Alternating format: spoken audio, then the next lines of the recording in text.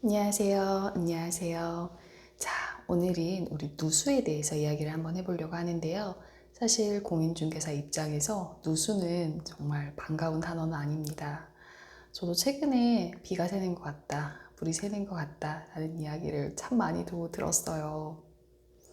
저희 동네가 워낙 오래된 아파트랑 빌라가 많은 동네이기도 하고, 또 최근에 저희 지역에 비가 정말 많이 왔다가 또 잠시 햇빛이 들었다가 또 폭우가 내리기도 하고, 이렇게 날씨가 오락가락하면서 손님들한테 비가 새는 것 같다고 참 많이 전화를 받았습니다. 그래도 다행히 대부분의 경우가 원만하게 해결이 되었고, 또 어떤 경우는 감정이 상해서 매도인과 매수인이 소송을 하겠다 이런 이야기도 나오기도 했는데, 결과적으로는 잘 해결이 되었고요. 그리고 제가 그 과정에서 서로 의견을 조율을 하다가 보험 약관도 많이 살펴보고 또 판례도 정말 많이 찾아봤습니다.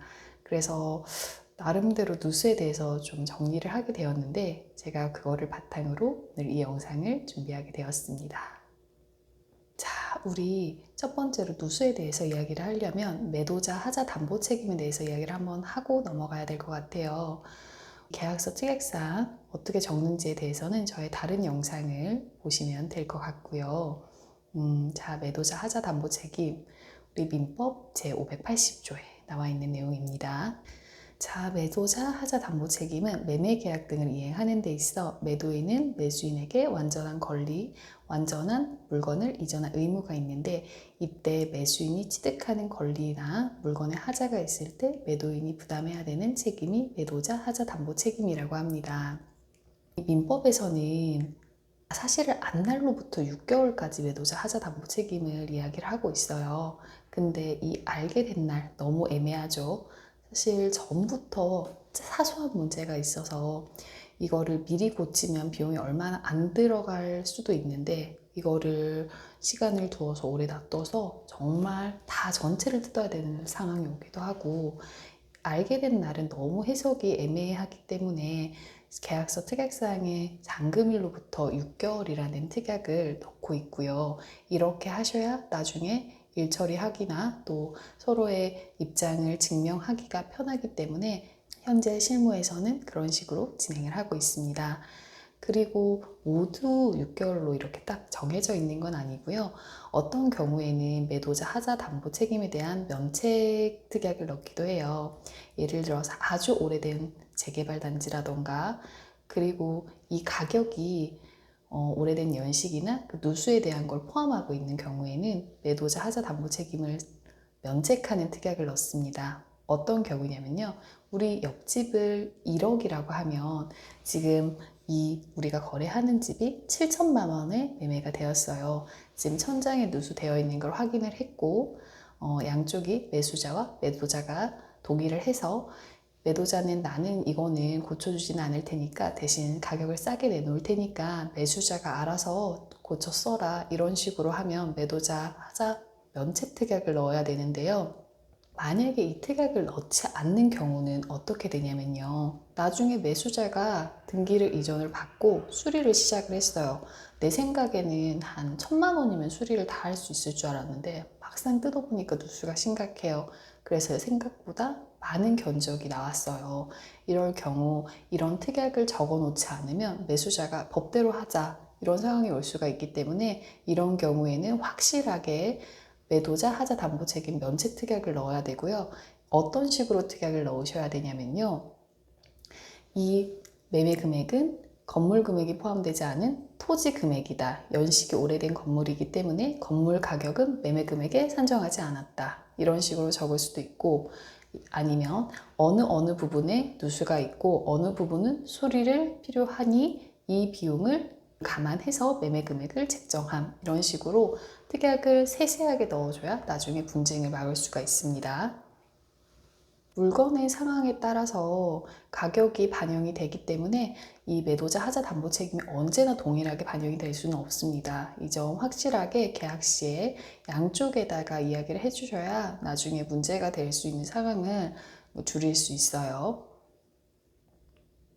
그리고 하자 담보 책임은 강행 규정이 아닌 임의 규정이기 때문에 계약을 할 때 별도의 합의로 다른 내용으로 계약을 할 수가 있습니다. 저 같은 경우에는 이 하자 담보 책임을 굉장히 상세하게 설명을 드려요, 계약 시에. 만약에 여태까지 누수가 한 번도 없었던 상황이라도 만약에 누수가 발생하면 잔금일로부터 6개월까지는 그에 대한 비용을 지불을 해 주셔야 됩니다 라고 확실하게 말씀을 드리는데도 불구하고 막상 누수가 발생이 돼서 전화를 드리면 보통 어떤 반응이냐면 우리가 살 때는 그런 적이 없었다. 내가 살다가 그런 것도 아닌데 왜 내가 비용을 지불을 해줘야 되냐. 이런 경우가 대부분인데요. 사실 이렇게 소송으로 가거나 감정이 상해서 정말 법대로 하자 이런 게 되면은 너무 기간도 길어지고 서로 에너지도 많이 들어가고 사실 금액이 크지 않는 경우에는 소송 비용이나 수리 비용이나 거의 비슷하기 때문에 최대한 원활하게 이야기를 해서 합의를 하시는 게 좋아요. 이렇게 딱 누수가 발생했을 때 가장 중요한 것은 기록을 남기는 겁니다.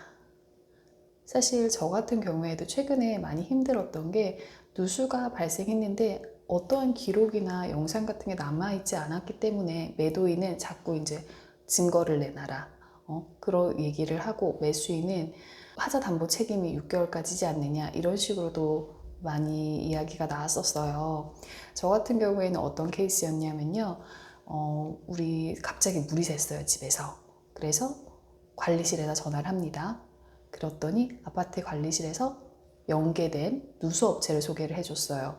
누수업체가 그 집에 방문을 합니다. 집을 방문을 해서 보니까 매수인에게 이렇게 얘기를 했어요.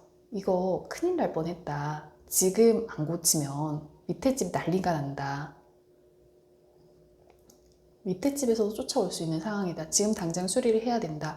라고 해서 놀란 마음의 매수자가 자기 사비를 들이고 수리를 해버립니다. 그리고 나서 나중에 매도인에게 비용을 청구를 해요. 매도인은 연락을 영수증을 한 장 받았죠. 그리고 증거가 없어요. 그리고 나중에 알아보니까 그 수리 비용이 생각보다 다른 업체에 비해서 조금 비쌌어요. 그렇다 보니까 매수자가 감정 싸움을 하고 막 이런 경우가 있었는데 누수가 발생했을 때는 현장을 보존을 하고요. 영상이나 사진, 기록을 많이 남겨두셔야 됩니다. 혹시나 있을 소송의 상황에 대비해서도 증거가 꼭 필요하기 때문에 모든 자료들을 남겨두시는 게 좋아요. 그리고 바로 수리를 하시면 안 되고요. 우리 매도자와 같이 동행을 하고 업체와 같이 동행을 해서 다 같이 보는 데서 어떤 조치를 취하든지 꼭 이렇게 하셔야 됩니다. 그래서 만약에 누수가 발생을 했을 때는 무조건 현장을 보존을 하셔야 되고요. 최대한 기록을 많이 남기셔야 됩니다. 또 우리 누수에 대해서 정리를 간단하게 해보자면요. 우리 집을 팔았을 때 매도자는 잔금일로부터 6개월까지 매도자 하자 담보 책임 면책 특약이 없는 이상은 6개월까지는 이 비용을 지불을 해주시는 게 맞고요. 그리고 위아래로 누수가 발생을 했을 경우 위에 집에서 누수가 발생해서 아랫집에 피해가 있는 경우는 위에 집에서 그 비용을 아랫집에다가 지불을 해주시는 게 원칙입니다. 사실 제가 최근에 누수 연락을 많이 받으면서 일상생활 배상 책임 보험의 약관도 정말 열심히 받습니다. 사실 이 일상생활 책임 보험에서 누수가 보상이 되긴 하는데요. 어디까지 보상이 되냐면요. 이것도 판례가 워낙에 다양하고 워낙에 판례 해석이 다양한지라서 가장 최근 것으로 말씀을 드릴게요. 우리 위에 집에서 물이 새고 아랫집에서 피해를 봤어요. 도배랑 천장이랑 다 싹 해야 돼요. 이럴 경우에 예전 같은 경우에는 위에 집 수리 비용 그리고 아랫집 수리 비용까지 우리 보험사에서 다 지급을 했다고 하는데요. 요즘은 어떻게 됐냐면요. 아랫집은 책임을 져줘요. 물론 자기 분담금을 내야 되고요. 그거는 윗집에서 자기 부담금 냅니다. 내면 책임을 져주는데 윗집 같은 경우에는 이제 보험 처리가 되지가 않는다고 해요. 완전히 아무것도 안 되는 건 아니고요. 예를 들어서 아랫집에 물이 셉니다. 물이 새는데 이 누수의 원인을 밝혀야 되잖아요. 그런데 바닥이 만약에 대리석 타일이에요. 그러면은 대리석 타일을 깨야죠. 이걸 깨고 파야 돼요. 파고 배관을 찾아요. 여기까지는 비용을 보상을 해줘요. 하지만 요거 누수를 발견하고 덮고 그리고 타일을 깔고 요거는 자비로 해야 됩니다.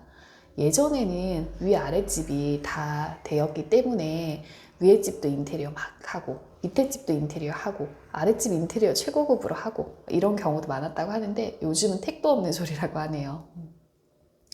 그러면 또 많은 분들이 이렇게 물으실 거예요. 그럼 매도자 하자 담보 책임 이거를 일상생활 배상 책임 보험으로 처리를 하면 되겠네요. 저도 이번에 이 질문 정말 많이 받았어요.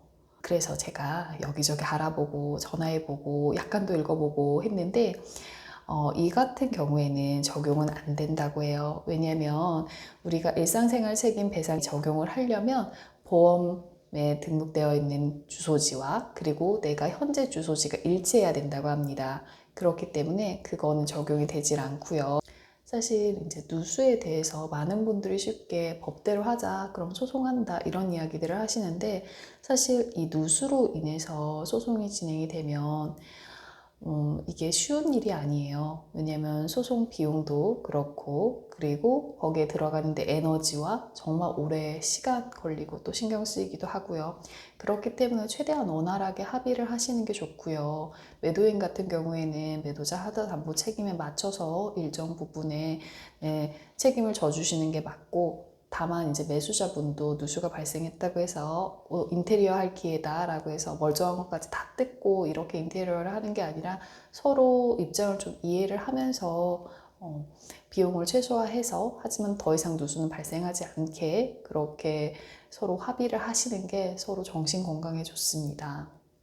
자, 오늘은 누수에 대해서 간단하게 정리를 해봤고요. 저는 사실 여름을 1년 중에 가장 좋아했는데 지금 좀 여름이 싫어지려고 합니다. 최근에 고생을 너무 많이 했어요. 자, 오늘 영상은 여기까지 할게요. 안녕.